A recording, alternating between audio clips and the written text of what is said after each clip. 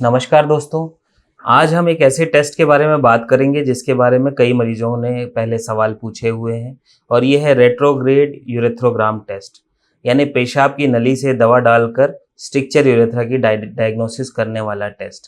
अब ये टेस्ट जो होता है इसमें कई मरीजों के सवाल होते हैं कि क्या ये पेनफुल प्रोसीजर है, किस तरह से ये चीज़ होगी, और क्योंकि ये एक इन्वेजिव प्रोसीजर है इसलिए कई मरीज जो हैं इससे घबराते हैं, इसको कराने से घबराते हैं। तो इस टेस्ट के बारे में ही हम आज थोड़ा जानेंगे। जिन मरीजों को पेशाब की नली में सिकुड़न की समस्या होने की पॉसिबिलिटी लगती है, ऐसा जनरली वो मरीज होते हैं जिन्होंने अपने डॉक्टर के पास आके ऐसे सिम्टम्स बताए हैं कि इनको पेशाब में रुकावट हो रही है ना? मतलब यूरिन की धार पतली हो गई है या दो धार से पेशाब आ रही है। स्पेशली उन मरीजों में जिनमें अंडकोश के नीचे के हिस्से में पहले कोई चोट लगी हुई है या पेल्विक फ्रैक्चर हुआ है, ऐसे मरीजों में ये आरजीओ टेस्ट जो है वो एडवाइस किया जाता है। अब जब ये टेस्ट एडवाइस किया जाता है तो पहले आपके डॉक्टर आपके सिम्टम्स पूछते हैं। आपके पेशाब के रास्ते में कोई इन्फेक्शन या इन्फ्लेमेशन तो नहीं है, उसकी जानकारी एकत्रित करते हैं। यानी आपको कोई यूरिन में कोई फाउल स्मेल या जलन या बुखार इत्यादि तो नहीं है। अगर ऐसी प्रॉब्लम कोई सामने आती है तो पहले आपका एक यूरिन कल्चर सेंसिटिविटी टेस्ट किया जाता है।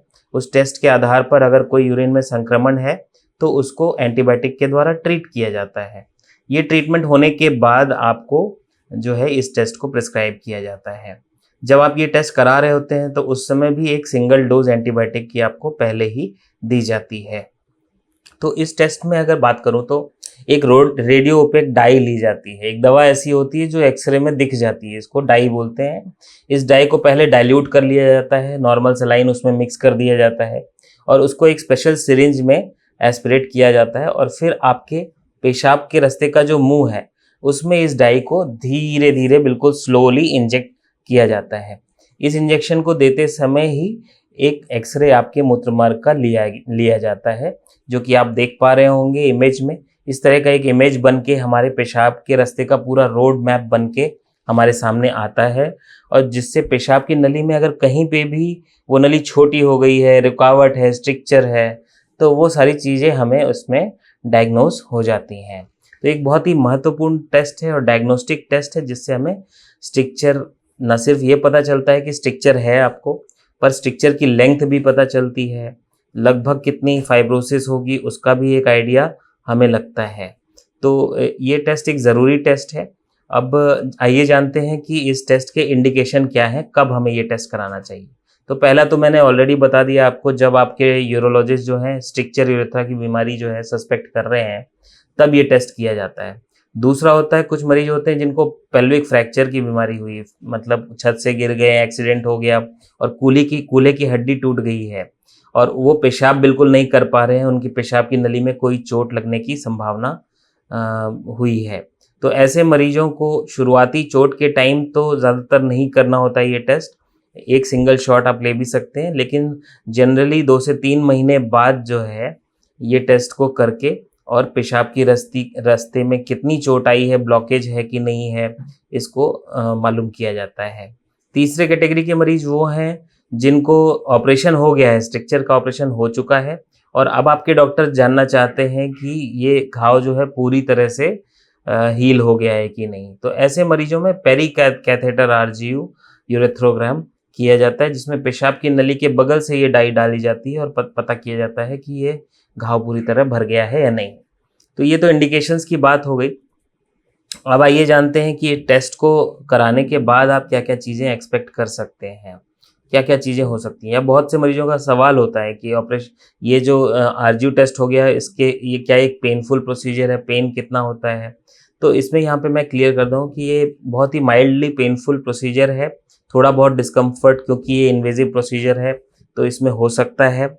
खासकर उन मरीजों को बहुत ध्यान रखना चाहिए जिनमें पेशाब के रास्ते में पहले से ही इन्फ्लेमेशन है या किसी तरह की सूजन है या इन्फेक्शन है, तो ऐसे मरीजों में पेन ज़्यादा होता है। दूसरे वो मरीज होते हैं जो बहुत एप्रीहेंसिव हैं, बहुत अपने पेशाब के रास्ते को टाइट करके बैठे रहते हैं डर के मारे, उनमें ये पेन और ज़्यादा होता है।